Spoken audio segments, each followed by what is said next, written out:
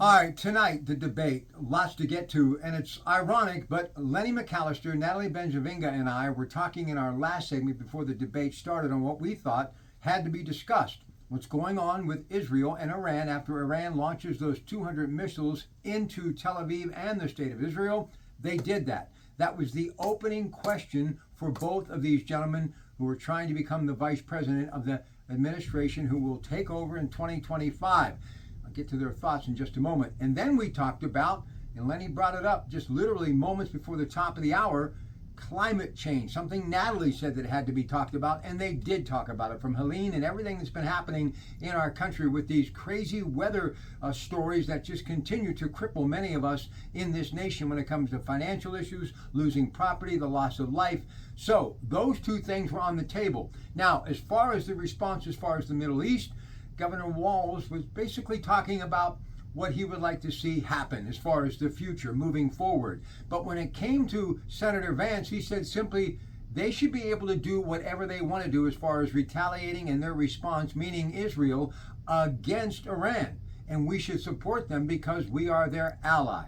So he was on point saying if it's military intervention that is needed following those missiles today, so be it. Now, as far as climate change, both were talking about that they definitely know that there are problems going on in our country.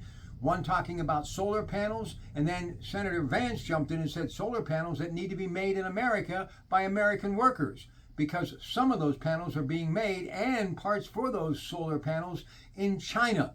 Both of these gentlemen, I think, gave a strong performance tonight. They talked about immigration, and Senator Vance kept talking about all of the breakdowns in the Kamala Harris time in the Biden administration, while on the other side of the ledger, it was Tim Walz talking about what Kamala Harris has done to try to make it safer for the citizenship in America. They were both, I think, very respectful of one another. The mics were only shut off one time, and that was when J.D. Vance kept trying to lean into Margaret Brennan's question about Springfield, Ohio, and what actually was said and what she believed and what he believed had happened, and the legal aspect behind what was going on. All in all, this was what you want to see in a debate. And I hope that you took my advice earlier tonight when I said everybody should tune in. Why? Because these two gentlemen, whoever ends up in that administration in 2025 moving forward, could be the president of the United States.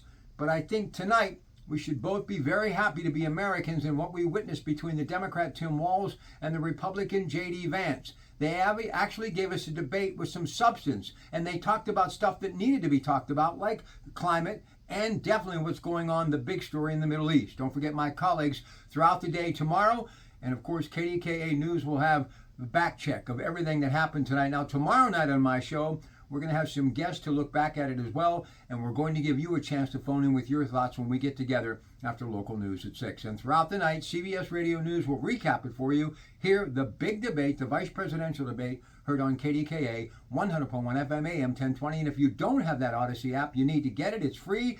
Download it on your phone. So throughout this election cycle 2024, you can join us because these are stories that affect us all. It's your Pratt Pack from KDKA saying good night.